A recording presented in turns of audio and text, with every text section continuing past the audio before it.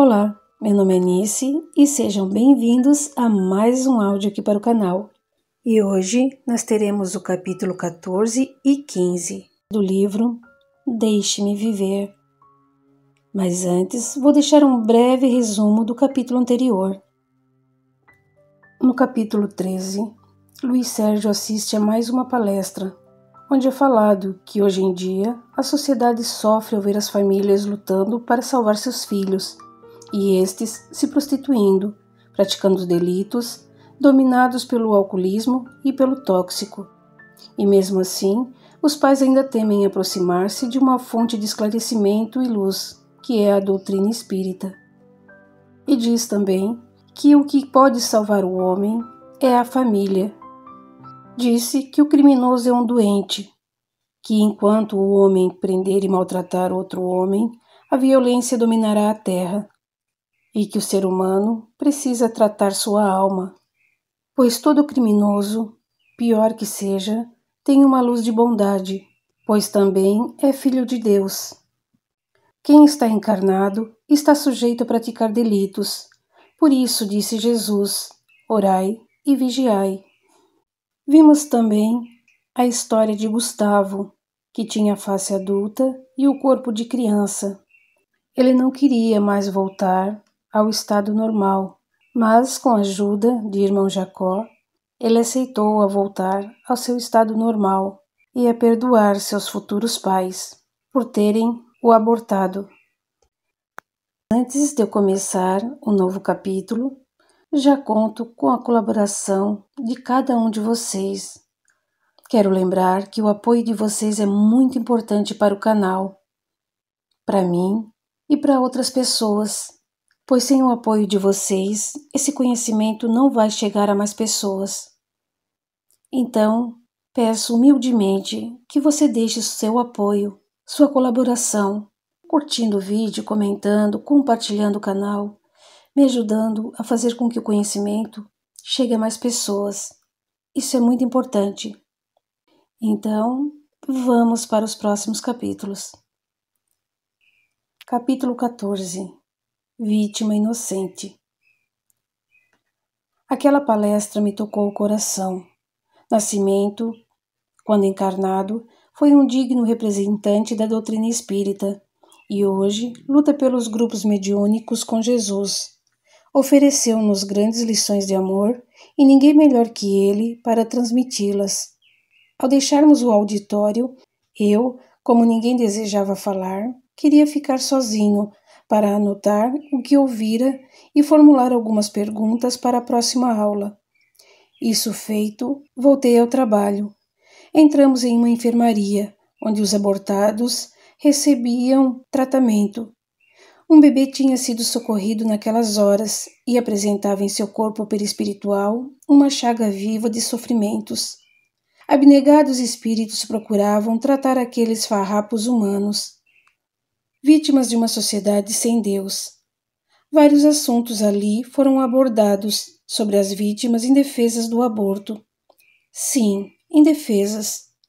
Porque se fala tanto em direitos humanos e ninguém levanta a voz contra os carrascos aborteiros. Sabemos que muitos deles se escondem em luxuosas clínicas e hospitais bem aparelhados. Estes locais são pontos negros na nossa sociedade e não existe no vocabulário palavra para classificar os matadores de esperança, que se esquecem de que o hospital é um sinônimo de socorro e amor.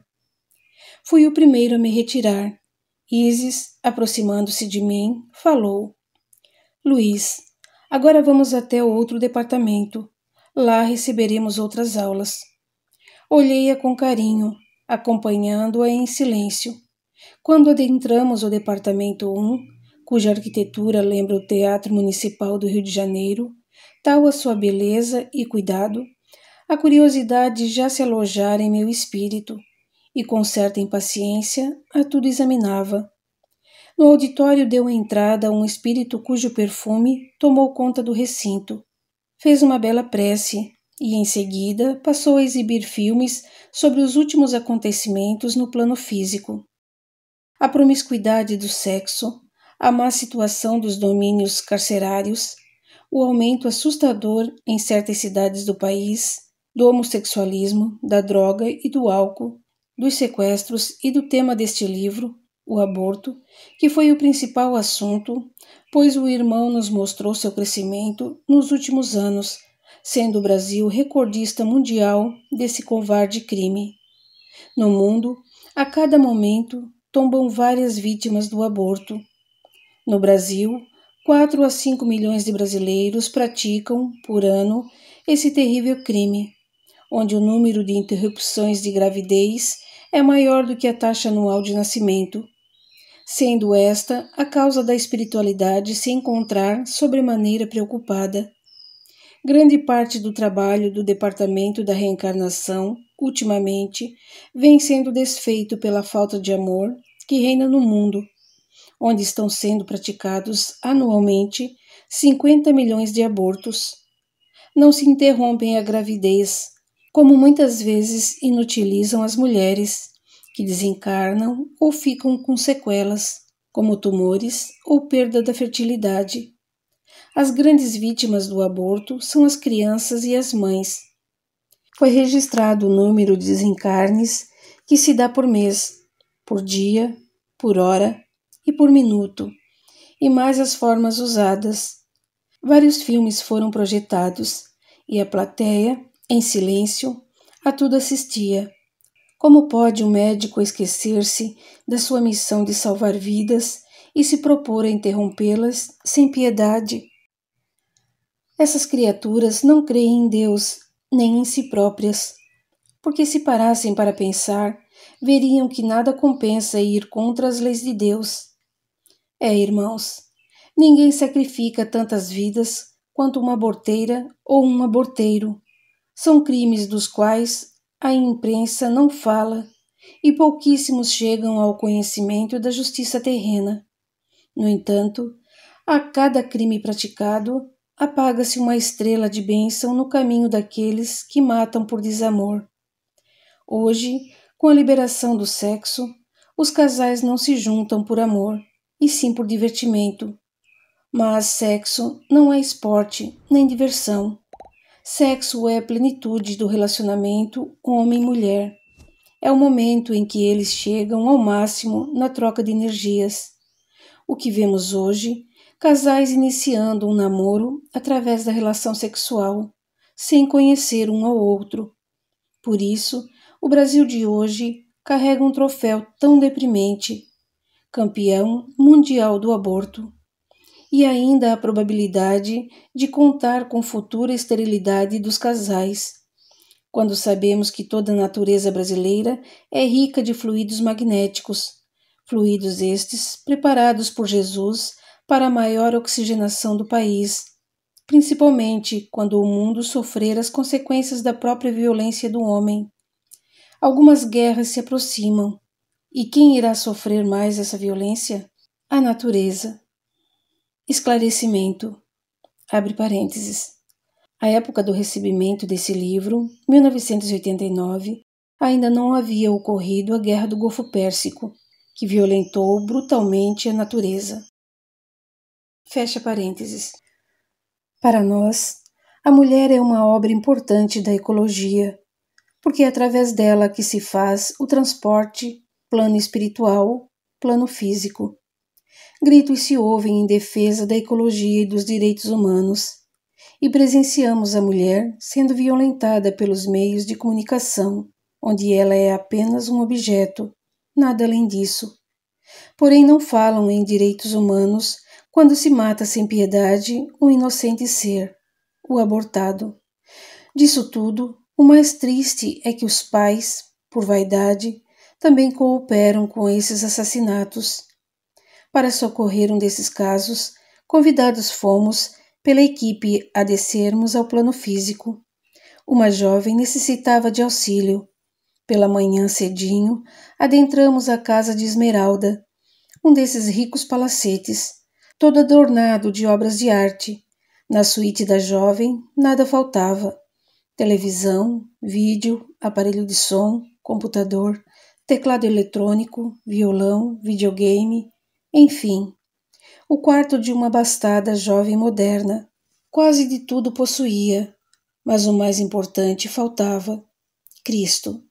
O conforto é merecido, mas o jovem precisa de muito mais que conforto. Ele precisa de Deus, de fé, para não deixar perder a oportunidade da vida. Esmeralda chorava baixinho, desesperada. Alisei seu cabelo. Estava pensando naquele dia em contar à mãe que estava grávida de 5 meses e pedia coragem, muita coragem. Ficamos orando por ela quando resolveu enfrentar os pais. Acompanhamo-la até o quarto de sua progenitora, que ainda dormia, apesar da hora, 12:30. Mesmo assim, foi despertada pela filha. À medida que Esmeralda expunha sua situação, a mãe empalidecia. Como pôde fazer isso comigo, que sempre lhe dei tudo? O que queria? O que lhe faltava, menina? Esmeralda suplicou. Por favor, mãe, compreenda. Estou esperando um filho, preciso de ajuda. Você fala isso como se fosse fácil aceitar. Esquece a nossa posição social? Ora, Esmeralda, como podemos receber essa criança, cujo pai é um pobretão? Mãe, por favor, me ajude. Claro que vou ajudá-la. Vou telefonar para alguns amigos. Eles me indicarão uma boa clínica e logo você estará livre. Esmeralda dali saiu, batendo a porta e partindo à procura de Célio, o namorado. A mãe pegou o telefone e iniciou a busca de uma boa clínica, ajudada por influentes amigos. Esmeralda buscou em Célio um apoio, mas este lhe perguntou: Tem certeza de que o filho é meu? Você sempre teve vários namorados. Por que só eu posso ser o pai? Célio, há 6 meses só estou com você. Como pode fazer tal pergunta? Desculpe, mas custa acreditar que me foi fiel, quando sei o quanto você é solicitada pela turma. Esmeralda, coitada, apavorada com as palavras duras do namorado, voltou correndo para os braços da mãe. Esta a esperava, acompanhada do marido, com argumentos fortes de moral, levaram a jovem à famosa clínica de aborto. E nós, por mais que fizéssemos, não conseguíamos mudar a mente daquelas pessoas tão envolvidas e obcecadas pela aparência social. Esmeralda, nas mãos de capacitado médico, devolvia aquele espírito ao departamento da reencarnação, não sabendo o mal que estava praticando à criança e a ela própria. Muitas lágrimas rolaram daqueles olhinhos. Por dinheiro, um profissional rasgava o seu diploma de médico, ou melhor, apodrecia-o com um gesto tão cruel e mercenário. De repente, aconteceu o inesperado. O coração de Esmeralda estava falhando. Ela era portadora de uma isquemia silenciosa, vindo a desencarnar junto ao filho. Houve correria, desespero, e nós ali, tentando também fazer alguma coisa. Não foi possível. O abortado era do sexo masculino e, com o choque do aborto, desfaleceu. Mesmo sendo retirado pelos técnicos, não dava sinal de vida, tal a sua perturbação. E Esmeralda, completamente aturdida, não conseguia deixar o corpo físico. A morte, para aquela menina, era mais que morte.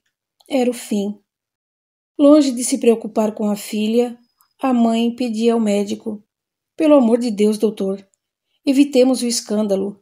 Ninguém pode saber que ela morreu de aborto. Era exatamente isso que o médico queria. Pois não, vamos transportá-la para um dos quartos da clínica, e o registro dirá que ela deu entrada com problemas cardíacos. A mãe respirou aliviada, principalmente quando viu a criança ser atirada na cesta do lixo. Não acredito, falei, que essa mulher vai esquecer esta cena. A filha desencarnada, tendo no semblante refletida a dor do abandono, e o neto jogado fora, todo sujo de sangue, junto com gases e algodões. Meu Deus, quanta maldade! Como é possível os pais darem tanto conforto a um filho e quando este mais precisa, eles falharem? Dr. Leocádio, médico da nossa equipe, com carinho apoiou-se em meu ombro, dizendo: Vamos embora. Pouco fizemos, mas tentamos. Não é verdade? E Esmeralda vai ficar aí, debatendo-se dessa maneira? Não somos técnicos de desencarne. Logo irão chegar e verão o que podem fazer. Queira Deus, Esmeralda se recupere. É boa menina. Só mal educada. Irmão, as Escrituras nos dizem que a transição está próxima e com ela chegarão mais sofrimentos e inquietações. Por isso os mensageiros pedem aos encarnados a formação de núcleos espíritas sérios, para que as verdades divinas permaneçam e que resistam às guerras destruidoras e à confusão que vai reinar no coração dos homens. Enquanto as criaturas ficarem longe de Cristo, vamos assistir ao que está acontecendo. Jovens se suicidando, o tóxico tomando conta das criaturas. É com pesar que defrontamos com pais e filhos drogando-se, embriagando-se, dizendo aproveitar a vida. Até quando o homem matará o próprio homem? O médico me respondeu: até entender que a moeda de César não compra a paz das consciências. Virei para trás. O corpinho do feto apresentava-se muito machucado, mas o seu espírito estava sendo levado nos braços da doutora Mariane, em completa inconsciência.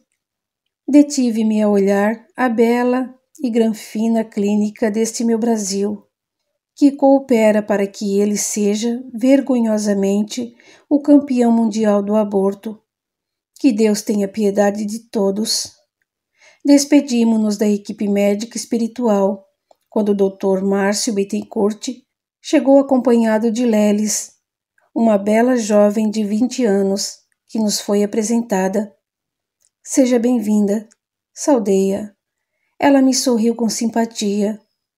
Estou aqui porque necessito trabalhar. Adoro crianças. É mesmo? Estou às suas ordens, falei, aproximando-me de olhos fechados. Carinhosamente beijou-me a testa, dizendo: eu amo você. Confesso que fiquei sem graça. Pensava assustá-la, mas foi ela que me deixou encabulado. Desculpe, irmã, sou muito brincalhão. Não sei por que você me pede desculpa. Ao abraçá-lo, só um pouco, pude lhe demonstrar o quanto lhe quero. Que bom que você chegou. Vamos nos tornar ótimos amigos. Nisso, a Ápila nos chamou. Vamos até uma casa espírita, onde estamos sendo esperados. E assim, deixamos para trás o matadouro cruel e aportamos no local indicado por Ápila. Fomos recebidos pelo chefe da segurança, que nos encaminhou à sala de recuperação, uma sala circular, com bancos azuis. Ao sentarmos, uma brisa perfumada deu-nos as boas-vindas. Fui ficando sonolento. Pareceu-me que dali partimos para longe, mas, ao acordar, tudo estava normal como antes. Lelis demorou a abrir os olhos. Eu, mais curioso, a tudo examinava. O som de uma campainha quebrou o silêncio e nos levantamos. Senti-me mais tranquilo também. Dali nos dirigimos a um grupo daquela casa, onde iríamos trabalhar na parte da tarde. Chegando o momento, analisamos os médiuns. Estes, muito bem equilibrados, aguardavam o início do trabalho. Alguns abortados iriam ser socorridos. Na hora determinada, vi entrar os espíritos, corpos de crianças, cabeças de homens, e homens enfurecidos que desejavam jogar os médiuns no chão, mas imperturbáveis. Nem sequer a respiração destes tornou-se ofegante. Era a mediunidade com Jesus em ação. À medida que os espíritos daquela casa trabalhavam, os abortados iam ficando calmos e muitos deles foram levados para as colônias de origem. Alguns, porém, nem ouviam as preleções. Tão grande o ódio que guardavam dentro de si. Para onde esses vão? Para junto das famílias que o mataram. Mas eles já não foram socorridos? Sim, mas depende da vontade deles serem levados para as colônias socorristas ou ficarem junto aos seus algozes, atormentando-os. Até quando? Até o dia em que desejarem deixar suas vítimas. Por isso, existem grupos como este, para auxiliá-los a voltar ao mundo espiritual e preparar o retorno à carne. Para serem novamente abortados? O dirigente olhou-me, meio assustado. Irmão, temos de confiar no amanhã. Se hoje as mulheres entregam-se à volúpia do sexo, queremos crer que no futuro elas cumprirão com o dever de fêmeas. Terão consciência de que o amor é muito mais forte que o prazer e que a criatura só é feliz se unir o prazer ao amor. Esse dia surgirá nas consciências das criaturas, filhas de Deus, como um clarão divino, e todos serão salvos, sobrepujando a matéria. Assim esperamos, dissemos todos, despedindo-nos. Capítulo 15. Ives, mais uma vítima do materialismo. Daquela sala fomos levados a outra, onde alguns irmãos nos esperavam. Doutora Kelly iniciou a explanação sobre um filme feito pela espiritualidade, retratando o mais recente método abortivo. Dr. Misael acrescentou alguns fatos novos. Presenciávamos os mais terríveis meios de se interromper uma gravidez. Ouvíamos, boquiabertos, chegando à conclusão de que o homem aprimora-se cada vez mais para matar sem piedade. Terminada a reunião, ganhamos a rua e nos dirigimos a uma recém-inaugurada clínica abortiva, equipada com os mais modernos aparelhos. Na sala de espera estava uma jovem, que acabara de chegar. Olhei-a. Deveria ter uns 16 anos. Jovem, muito jovem. Parecia muito nervosa. Aproximei-me, tentando entrar em sua casa mental, e lhe pedi: pelo amor de Deus, não mate seu filho. Ele é um pedaço do seu corpo físico e o prolongamento do seu espírito. Ela começou a chorar, pensando mesmo em sair dali e voltar para casa. Nisso entrou o namorado, um senhor de seus 45 anos, que carinhosamente ficou ao seu lado. Querido, estou pensando seriamente. Será que não seria melhor deixar a criança nascer? Está louca, menina? Esquece que tenho família e posição social? E seus pais, como aceitariam um filho nosso, sendo eu um membro da família? Sua irmã não suportaria o golpe. Mas nós nos amamos, falou a menina. É, querida, mas o amor não é tudo, principalmente quando temos muitas adversidades para ultrapassar. Eu continuava intuindo a garota, mas os argumentos do seu namorado foram mais fortes do que os meus. Ele era o príncipe encantado de Isabelle, e aqui, o Luiz Sérgio, era apenas um trabalhador do Senhor. Chegou a vez da garota. Com que descrição as coisas ocorriam. A que estava lá dentro saiu por outra porta e só chegou na antessala outra paciente após Isabelle ter entrado. Uma clínica muito sigilosa. Quando a nossa menina adentrou a sala cirúrgica, o Dr. Zeus e a doutora Kelly tentaram ainda sensibilizar o coração do médico, mas ele, materialista ferrenho, só pensava na quantia que iria receber.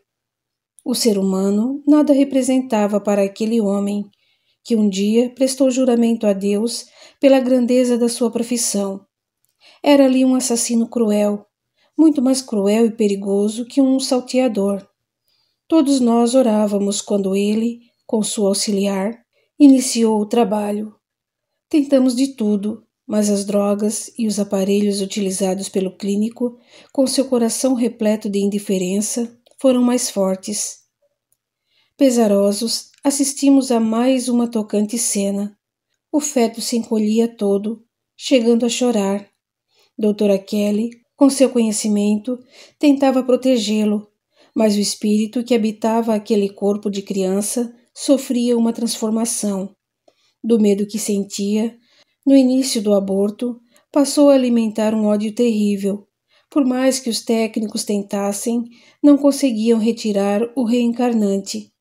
O corpo físico foi jogado fora, mas, colado ao útero de Isabelle, permanecia o espírito do abortado. Um processo hemorrágico teve início e dava trabalho, muito trabalho.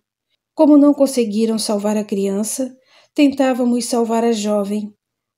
Ela estava muito mal. Outros médicos da clínica deram entrada na sala, mas quem a salvou foram Kelly, Misael e Zeus. O cunhado mau caráter encontrava-se desesperado, não pela menina, mas temeroso de um escândalo. Sentia-me nervoso, muito nervoso, só me acalmando quando vi Isabelle fora de perigo. Ela ainda ficou ali algumas horas. Quanto ao espírito, recusava-se a ser reconduzido para a espiritualidade. Era uma inteligência adulta, num corpo fetal. Perguntei a Zeus: o que vai acontecer com os dois? A garota vai ficar muito doente, pois o nosso irmãozinho reluta em abandoná-la, respondeu. Mas não podemos forçá-lo? Não, não podemos. O que nos é permitido fazer é dar uma assistência aos dois por um período mais longo. Não deixaremos Isabelle. Iremos acompanhá-la, tentando retirar o irmãozinho do seu útero. Que espírito boboca! Desejar ficar colado em quem não lhe quer. É muito fácil, Luiz, julgar alguém. O difícil é viver uma situação desta. Deus me livre. A menina ainda sangrava, mas foi considerada fora de perigo e levada para casa. Eu, Leles e Misael fomos designados a lhe prestar auxílio, e quando chegamos à bela casa, percebemos que não seria difícil para Isabelle ficar em repouso por vários dias. Os pais encontravam-se viajando para a Europa, e ela, mais 2 irmãos, estavam sozinhos com os empregados. O querido cunhado lhe prestaria as devidas atenções e tudo bem. Tendo colada a seu corpo uma mente perturbada, Isabelle começou a apresentar desequilíbrio emocional, chorando, quebrando tudo, acusando o cunhado. Não esqueçamos que ela só tinha 16 anos. Médicos foram chamados, exames pedidos. Resultado: um pouco de anemia e cansaço mental. Mas Isabelle piorava cada vez mais. Ouvia a voz do filho lhe dizendo: assassina, assassina. Ela nem mais dormia. Nós 3 orávamos, enquanto Zeus cuidava do perispírito do abortado e da saúde de Isabelle. Mas no estado em que se encontrava, o tratamento pouco êxito alcançava. Já se passara uma semana, quando me propus a intervir da minha maneira. Encostei-me no abortado, que aqui chamarei de Ives, e lhe falei: companheiro, não vê que está perdendo tempo colado em uma matéria que lhe rejeita, quando no mundo espiritual será tratado, amado e resguardado? Não percebe que está perdendo precioso tempo? Nós, hoje, vamos embora, e você ficará lutando com esse corpo fetal para permanecer ao lado de sua mãe, quando ela não lhe quer. Dia mais, dia menos, será retirado daí e chorará pelo tempo perdido. Não sairei. Vou matá-la, como fez comigo. Deixe disso, Ives. Você é o único prejudicado. Hoje Isabelle está doente, mas logo vai receber tratamento físico e espiritual e ficará boa. Quanto a você, já perdeu um bom tempo. Engana-se. Ninguém conseguirá tirar-me daqui. Vou sugá-la até o último fluido.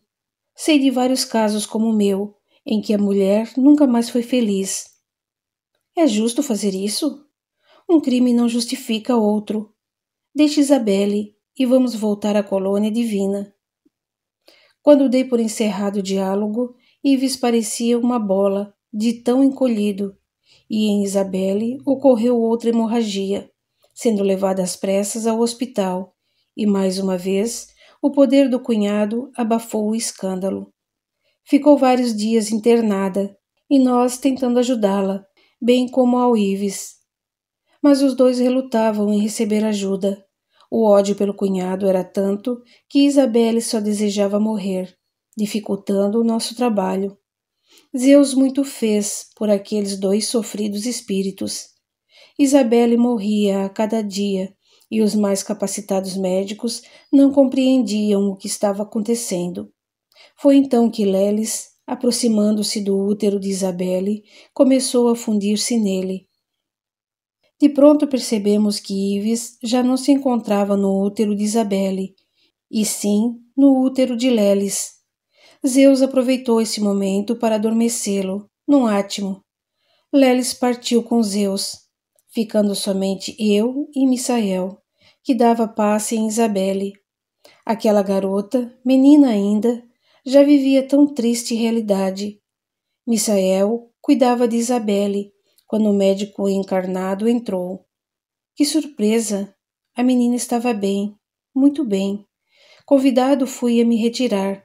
Lá fora, perguntei ao médico Misael: o que será dessa menina? Queira Deus, não pratique outro aborto. Não acontecerá. Jamais ela terá outro filho. Ficou estéril. Que? Você está falando sério? Ele não me respondeu. Só me enlaçou os ombros e ganhamos a rua, deixando para trás um fato comum que atualmente enfrenta a sociedade, mas que, por comodismo, ignora. Um fato doloroso de liberdade sexual, quando as jovens nem percebem que estão sendo usadas e jogadas fora. Nunca a mulher foi tão ultrajada como hoje, nem no tempo de Moisés. Mas muitas jovens acham que estão abafando, vivendo a vida. O que fazer? Apresentar Cristo para a família, fazendo com que ela descubra as verdades espirituais. Nos nossos dias, o que os pais mais fazem é levar seus filhos para o caminho do materialismo. Se eles não mudarem urgentemente o seu relacionamento com os filhos, teremos sempre casos como este para narrar. Os jovens ficam sem rumo quando os pais deixam de ser os seus heróis. Continua no capítulo 16. Até lá!